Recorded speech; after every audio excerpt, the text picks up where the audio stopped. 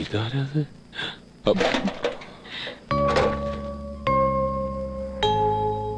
വീട് തെറ്റിയിട്ടൊന്നുമില്ല.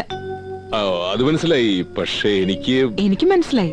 4-ാം വാർഡിലെ മെമ്പർ പ്രഭാകരനല്ലേ? രഞ്ജിനിയാടാ ഇത്. ഒരിക്കലും വരാൻ പോണില്ലെന്ന് നീ പറഞ്ഞ രാമകൃഷ്ണന്റെ മോൾ രഞ്ജിനി. അല്ല, അവര് ഇന്ന് കാലത്ത് അവര് ബോംബെന്ന് വന്നു. നിന്നെ നാട്ടുകാര് പൊക്കിയെടുത്തോണ്ട് നടക്കുന്ന കണ്ടുവെന്നും പറഞ്ഞു. Anyway, congratulations.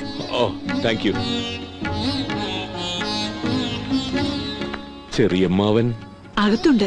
വല്യമ്മാവനായിട്ട് സൽക്കാരത്തിലാ. ഇതിനകത്ത് വെച്ചോ? നീ അതിനിപ്പോ ഒന്നും പറയാൻ നിക്കണ്ട.